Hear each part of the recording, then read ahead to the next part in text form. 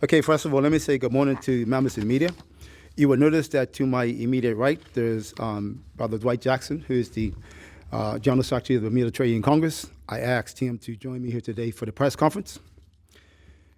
Certainly, there's been a lot of talk over the last several weeks about the government's position on Section 57 of the 2021 Act that went into effect as of last week, Tuesday.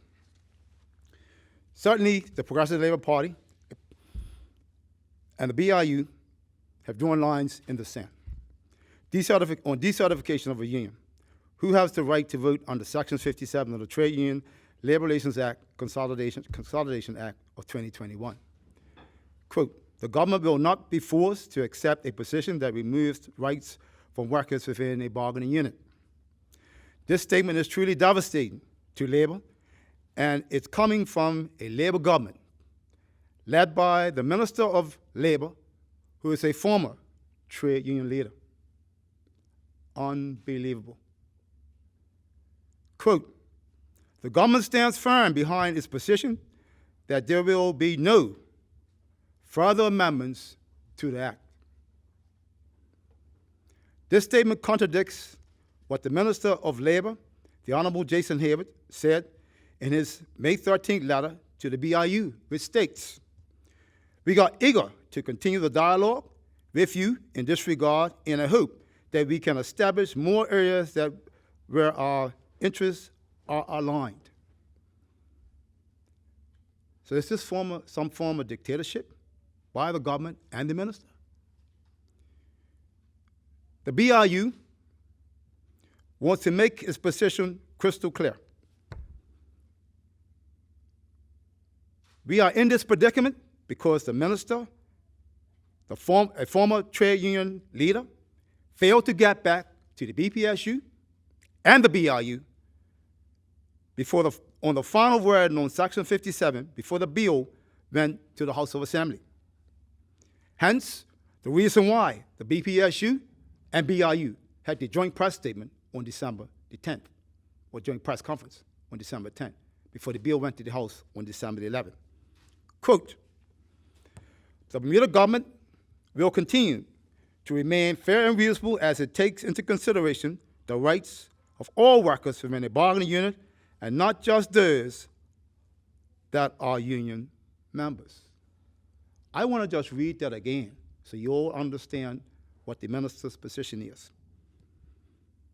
The government, let me apologize, and the government of Bermuda will continue to remain fair and reasonable as it takes into consideration the rights of all workers within a bargaining unit and not just those that are members of a union.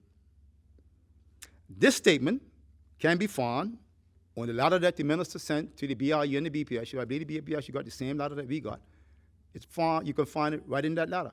So I do have some handouts that I'm going to give you in the end, and I will copy that document and give that to you as well. In 1998, when the UBP government, let me make sure I get it right, the UBP government brought this bill to the House of Assembly, the PLP opposition opposed it. Think about that. 1998, the opposition, which was the Progressive Labor Party, was opposing the bill. Why? Because you're talking about decertification, and certainly they were concerned about it. And let me just remind you, because Brother Oliver Simmons had just retired from the BIU in 1996, so he was still in the House of Assembly. And I want to say, I think Brother Derek was elected to the House of Assembly in 1997, so he was also in the House of Assembly.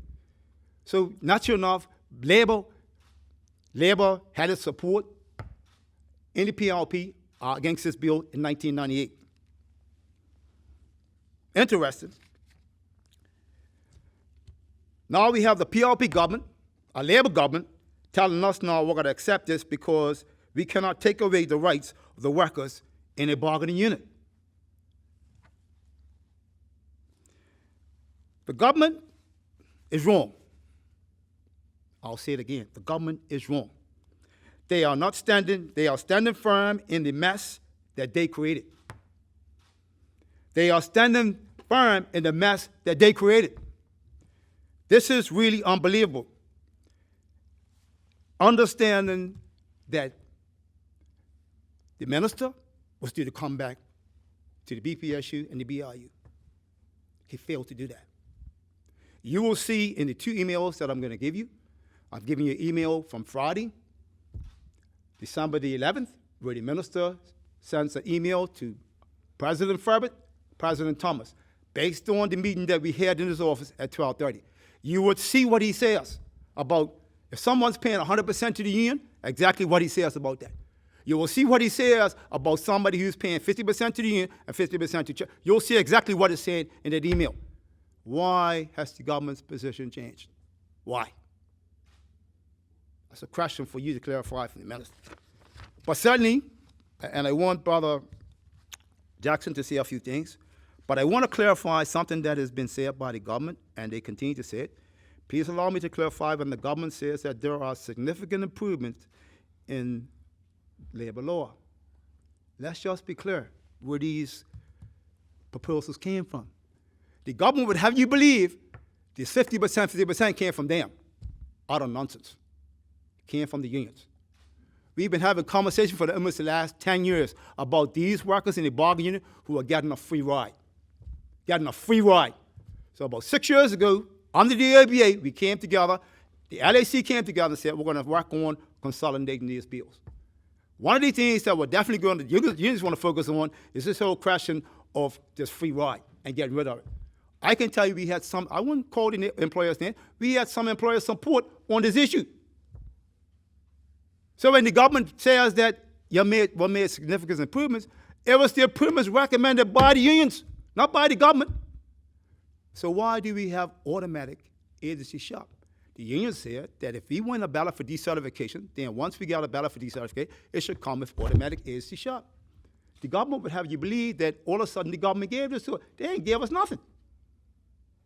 We were in their joint meeting with the government, with the employers and the unions. They came up with the recommendations on behalf of the unions. So what you need to do is tell the truth to the people. And the reason why I know what I'm saying to you is true, because I spoke to a brother on the phone this morning who thought these recommendations came from the government. They did not. He was shocked. Well, you want some answers. You want the truth? Come to the unions. We'll give you the real deal. I don't have anything else to add at this point in time. I certainly want to hand the mic over to Brother Jackson to see if he wants to make a few comments. And also, sure, how to do it. First of all, good morning to the media and the press. As a representative of the Bermuda Trade Union Congress in the form of General Secretary, I can categorically say that the affiliates overwhelmingly support the position that our sister union has taken at this time on decertification. And we want to be able to settle this through dialogue and diplomacy. However, if it has to go further, that's what we will do. Okay. Any questions? Actually, yeah. You said that the affiliates overwhelmingly support the sister union.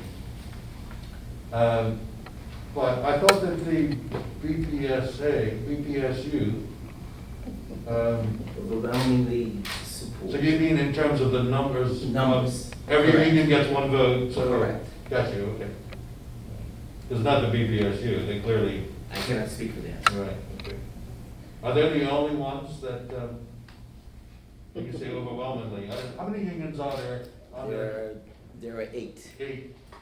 And how many, you said overwhelmingly, so how many is that? Apart from the BIU and the BPSU, there's 6 left, so how many are we talking I'm about? just going to leave it there, sir. But the support is overwhelmingly in support for the BIU on this particular issue. Yeah. Mr. Furbert, Sure. what I wanted to ask you about was the issues, just, why do you think, sorry, what did the government say as the reason why? Were they saying that they legally couldn't make this change? Or Did they give you a reason? Yeah, they gave us two reasons. The first reason is what the government is saying is that when you look at the 1998 Act, the 1998 Act, Section 30P speaks about decertification. What the government is saying is that that act was passed in 1998. And even though the union, and I'm just putting it out there for the most part, the BPSU also had some discussion in it because we asked the Honorable Quentin Ennis, who was the minister back then, to include the words no longer support the union. He done that. And based on that, we still didn't believe, because we put them words in there, that non-union members should be able to participate in the battle for decertification. The government is saying that even though you might have opposed it, because this is the way it's been working for the past 23 years, since 1998, they're now saying that if we now decide to do anything different, we're taking away the rights of the other workers in the bargaining unit by not allowing them to participate in the ballot for decertification. Remember now, these are two separate ballots. You have to establish, first of all, the bargaining unit for certification. And y'all, what you're supposed to, according to the Act, is to develop a process or a bargaining unit for decertification. What they're saying is that, no, it's the existing unit, because that's what it says. It says the existing unit. But you're still supposed to take into consideration what are the circumstances now compared to what they were then when you had certification. That's why we said to you the other day, Section 41 speaks about one process for certification, which means the union's got to prove that we've got members of good standing that make up to 35% that will make this application for. We've got to prove that we've got somebody's paid dues, somebody's got a receipt. We've got to prove all that there. When we go to Section 57 now, nobody's got to prove anything. All of a sudden now, the doors are wide open. Anybody can come in, take any minister's point, only members in good standing or what they're saying, can initiate the ballot for decertification. But who gets a chance to vote? And you'll see in the email that I gave to you, you'll see that basically what the government is saying now, if based on the new act as of last Tuesday, there's only two processes here now. Two. Why? Because the unions insisted that we must have automatic certification, automatic agency if you're going to ballot for certification. So what's happening now is that you've got two options. You either can say, I want to give 50% to charity and 50% to the union, or I'll give all my contributions to the union. No more giving all your money to charity. That's gone. So what the minister's saying now is because that's gone, in his email, he says, well, 100% we'll go with that. If somebody's giving you 100%, we think they have a right to vote. We can have a conversation about that. Then it's saying, because he went to the AG's chambers, got some advice from them, they said, well, look, you cannot give these other people also a right to vote.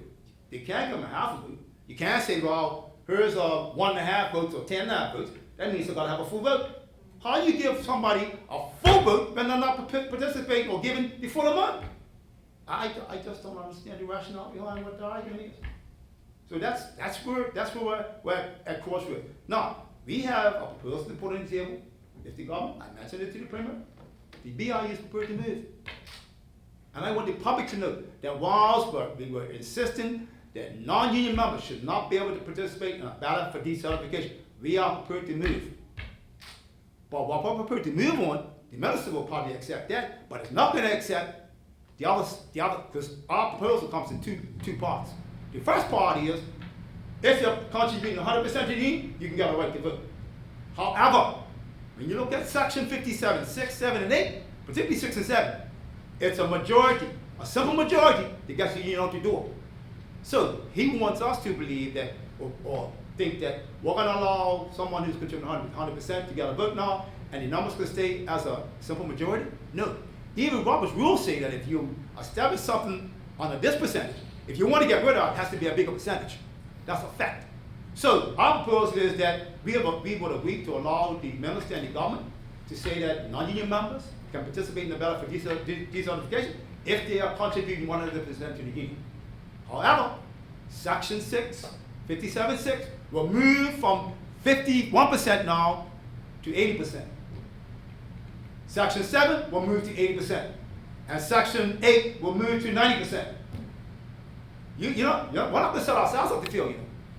And the reason why I'm describing like that to you, Mr. Fox, is that the minister believes that, okay, 51%, and it was asked a question because we all meeting on Monday with the Premier and Minister of Finance in front of our General Counsel. And the sister asked him about an issue, and they said to him, Minister, look at this. If you've got 20 workers in a bargaining unit, 8 are members, 8 are not members, and 12 are members. Those 8 who are not members make up 40% of the bargaining unit. So if a benefit decertification, you got a 40% head start. So what they need now is convince 3 out of those 12 members that are BIU now to join them. Now the union's out to do it because they being having 9, a simple majority. No. It has to be more members than that that's being involved in a decertification battle. And that's why they have to move 6 and 7 to a bigger percentage. The minute the government gets a look, I think they save a little bit of face, they get something they want, the unions now climb down a little bit of opposition. I think it's a happy medium. Sorry, What we said? 60%, what was the number? 80%. 80%. Whoa. 80%. What do you mean, well, remember now, you got a 40% head start in the 8-12 scenario. So if I'm giving you a 40% head start, I'm trying to just make up the difference right now and say it should be 40% the other way. No, we can have some conversation. Should it be 79? Should it be 78? Whatever. We can have a conversation. There is a number. I want to say to you, Mr. Fox, there's a number when I'm pretty good with it. That's what I'm saying, that you are willing to negotiate, but the government does not seem to be. Absolutely correct. The government's stuck in this position that they're not moving. This is the position. That's it. So, if you two sides are pretty much entrenched in your positions. Yes. I'm just trying to figure out what you discussed for 3 hours. Well, remember now, what we discussed for 3 hours is that the Premier was told by myself as the General President that we have a special General Council meeting scheduled for 12 o'clock on Monday. He wrote a letter to me or email, send me an email on Sunday, the 6th of June, said I'd like to come and address your General Council and I want to bring my minister with me. Okay? I'll present your request to the General Council, see if they want to accept it. So once the letter was read to the General Council at about 12:10 or 12:15, they accepted. The Premier and Minister could come before the Council and speak and, I guess try to convince them about the position that they were holding. So after 3 hours they left and the Council said, well, no, we don't agree. We don't agree with that position. So that's why they took the decision to implement a work to rule, no time ban, as of today, and it's for 1 week. I got it, it's for 1 week. We want to reassess whether the positions are still not changing in that week period, and then we'd have to come, and based on what the council decided last night, between now and the next week, we should have some meetings with our members to find out what our next steps is going to be. So you said that there was a number that you weren't prepared to go below. What do you think, I'm going to tell you what the number is? Well, no, I'm not going to tell you that. We put 80 and 90% on the table. That can come back to us and offer something else. But all they know, if they offer 55, it's not going to fly. How about that? Have you shared that number with the minister? I shared it with the Premier, but he told the minister not, that's up there, I don't know. What I did as the President of BIU, after the General Council instructed me, when our meeting finished on Monday, I immediately called the Premier in front of Sister Marty and Sister Ronnie, and I told the Premier, they don't agree with the government's position, and they've now taken the decision to implement a work to a low tide ban starting on Friday. And I said to him, sir, we are prepared to look at, because when I mentioned it in the meeting, because I said to the minister, I sat right here where I'm sitting now, and I said to the minister, as the General President of BIU, it's not my members' position, but I think, in principle, if somebody's going to give me 100%, maybe they should have a right to vote. What conditions attached to that now? We can have a conversation. His took that now, they ought to be home for you. Because it's also mentioned, that's what I'm telling, it's also mentioned somewhere else, that here's what the BIU president said. Don't take my words out of context. I'm trying to find a resolution for you, sir. I'm not sitting on there like this big monster that everybody think we are, We're trying to find a resolution to the situation before we now take on who? The Labour government, who's supposed to be representing Labour. They lost their way. And then somehow, they're going to find their way back to Labour.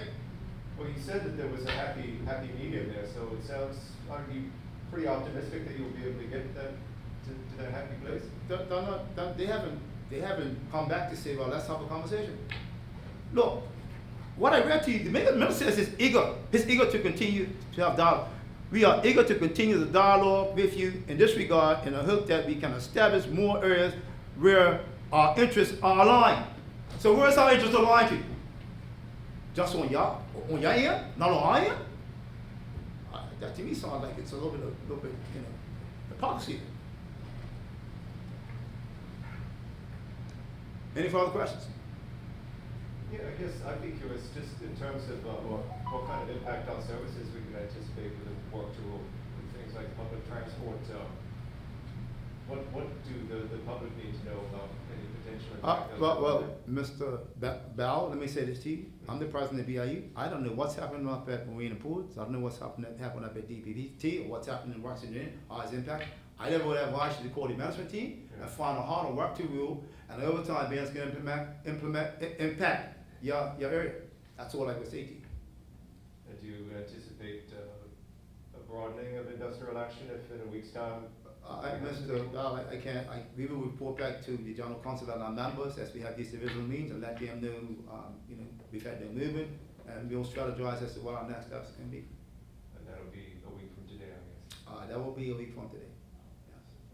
Appreciate you said, thanks. Sure. Thank you. Okay. Cool. But certainly, I want to, I haven't said it to Brother Dwight, but I certainly, on behalf of the BIU, would like to thank our sister unions for the support.